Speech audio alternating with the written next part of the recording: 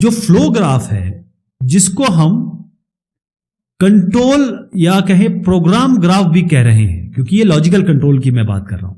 Logical control कुछ भी नहीं है, जितने भी आपके कंडीशनल और कंपाउंड स्टेटमेंट होंगे, खास तौर पे कंडीशनल स्टेटमेंट होंगे, जिसमें इफ होगा, व्हाइल होगा, अनटिल होगा, केस होगा, इसका हम फ्लो ग्राफ बनाएंगे।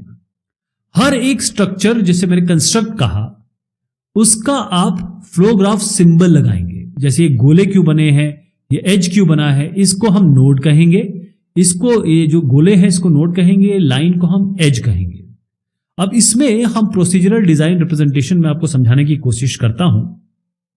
तो यहां पर एक फ्लो चार्ट है और इसी को हम प्रोग्राम कंट्रोल स्ट्रक्चर के तहत देख सकते हैं। बहुत आसान है समझना कि जहां जहां ये डायमंड है, इसका मतलब ये कंडीशनल स्टेटमेंट है। यदि हां तो यहां, ना तो यहां, डायमंड, हां तो यहां, ना तो यहां, डायमंड, हां तो यहां, ना तो यहां। तो डायमंड आपको दिखा रहे हैं कि ये कंडीशनल स्टेटमेंट है। इसी को, ये जो आपका फ्लो चार्ट है, इसी को तब्दील कर देंगे हम किस में, आपके फ्लो ग्राफ में या प्रोग्राम ग्राफ में। और बहुत ही आसान है इसको करना। क्यों? क्योंकि आपको केवल इन डायमंड्स पे ध्यान देना है। बाकी जितने भी स्टेटमेंट, जो भी ये आपको डब्बे, स्क्वायर डब्बे दिख रहे हैं या रेक्टेंगल डब्बे दिख रहे हैं ना, ये तो प्रोसीजरल स्टेटमेंट है। जैसे कुछ प्रिंटिंग हो रही है, कुछ मैथमेटिकल कंप्यूटेशन हो रहा है। हर एक जो सर्कल है इसमें, ये वाला, हर जो ये सर्कल दिख रहा है, इसको हम फ्लो ग्राफ का नोड कहेंगे। क्या कहेंगे इसको? नोड कहेंगे। तो ये एक या एक से अधिक आपके प्रोसीजरल स्टेटमेंट हो सकते हैं। स्टेटमेंट, प्रोसीजरल स्टेटमेंट मतलब कोडिंग में जो आप मान लीजिए प्रिंटफ लिख रहे हैं या आप कुछ वाइल लिख रहे हैं, डू वाइल लिख रहे हैं, वो सब की बात हो रही है। ये जो आप एरोज दिख रहे हैं, यहां पर एरो और ये यहां पर एरो बिल्कुल सेम है। इनको आप, एरो को आप एज भी कह सकते हैं, लिंक भी कह सकते हैं। ये एज और लिंक है, जैसे यहां पर है वैसे यहां पर है। अब हर एक एज को कहीं ना कहीं खत्म होना है, हर एक एज कहीं ना कहीं जाके खत्म होगा। ओके, मान लीजिए किसी नोड के बाद कोई प्रोसीजरल स्टेटमेंट नहीं भी है, तो भी हम इसको एंड जरूर करेंगे। जैसे आप यहां पर आइए इफ पे। इफ में क्या है, यहां से शुरू करते हैं। इफ में या तो हां कंडीशन हो सकती है, ना कंडीशन हो सकती है यहां पर, लेकिन इसको एंड करना है। एंड करने का मतलब एक एंडिंग जरूर आप करेंगे। आप समझ गए एंड करने का मतलब क्या है? ऐसी बाकी कंस्ट्रक्ट में भी है। वाइल में क्या है, डू वाइल में क्या है, मतलब अनटिल क्या है, ये एंट्री कंट्रोल्ड और एग्जिट कंट्रोल्ड लूप है। सीक्वेंस बिल्कुल सीधा चलेगा, इसमें कुछ भी कंडीशन नहीं लग रही है। एरियाज जो ये बाउंड करेंगे, मतलब मैं आपको ये बताऊं, जो क्लोज रीजन होगा, जैसे ये क्लोज है ना पूरा, इसको हम रीजन कहेंगे। जितने जितने क्लोज बनेंगे उसको मैं रीजन बताऊंगा।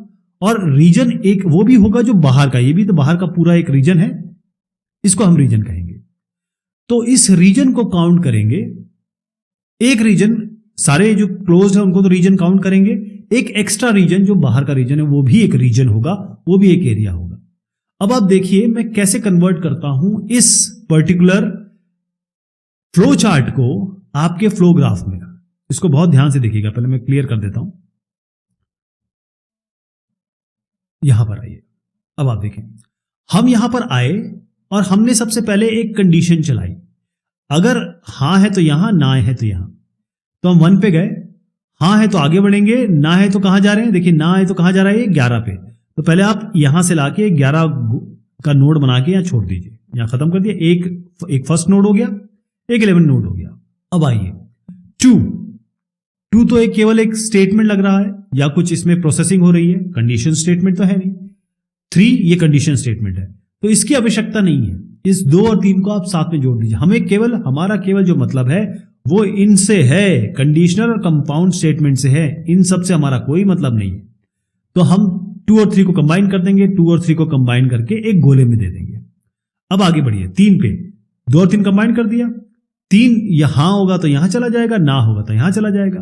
तो 3 में हां पे चलते हैं। 4 और 5 ये दोनों डब्बे कैसे दिख रहे हैं? ये प्रोसीजरल स्टेटमेंट है, ये सिंपल इंस्ट्रक्शंस है। 4 और 5 को कंबाइन कर दीजिए।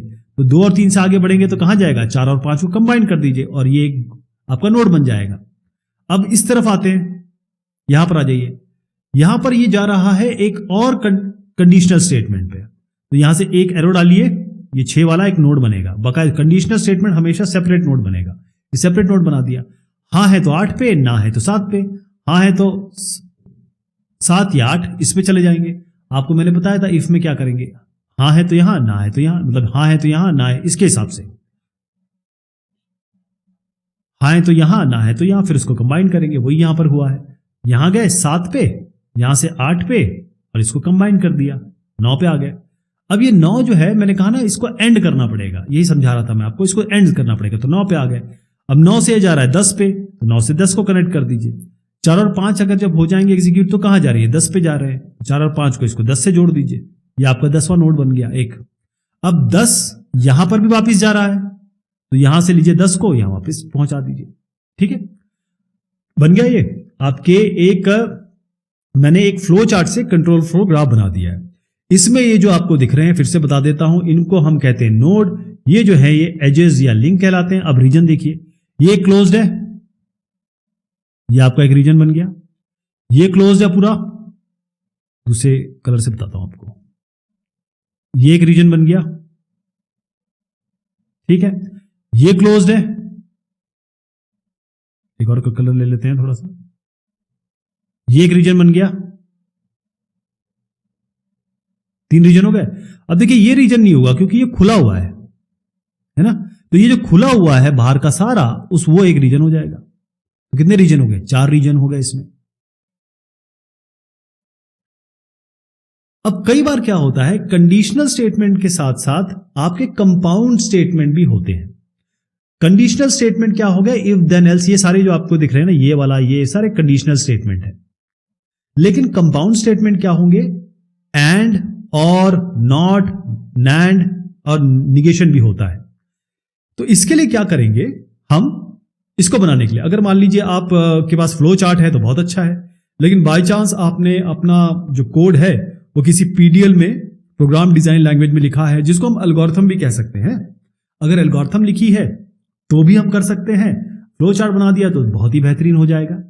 तो अब इसको, जब हमारे पास एक कंडीशनल स्टेटमेंट के साथ हमारे पास एक क्या स्टेटमेंट है, कंपाउंड स्टेटमेंट भी है, तो उसके लिए क्या करेंगे, हम सेपरेट नोड बनाएंगे हर एक कंडीशन के लिए, ए और बी के लिए। जैसे मैं आपको बताता हूं, यहां पर यह है इफ ए और बी, यहां पर है इफ ए और बी, ये है ना। तो पहले इफ ए के लिए आपको अलग से नोड बनाना पड़ेगा, बी के लिए अलग से नोड बनाना पड़ेगा। अब आप बोलेंगे पहले ए क्यों लिया, क्योंकि ए है पहले इसलिए ए लिया, अगर यहां बी और ए होता तो मैं यहां पहले बी लेता। अब देखिए यहां पर कंडीशन क्या है, इफ ये तो एक्स।